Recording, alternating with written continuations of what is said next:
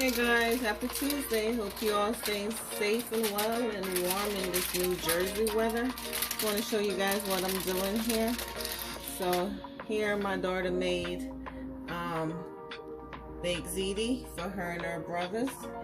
And hubby, of course, don't like stuff like that. So I'm making a nice pot of his favorite soup. That's chicken foot, of course, just the way he likes it. And I have chicken bok in there too that he requested. Okay, so here's a chicken bok and a chicken foot. So it's simmering down. It has chocho, carrots, corn, yellow yam. So hubby will be happy when he gets home from work. You deserve it, right?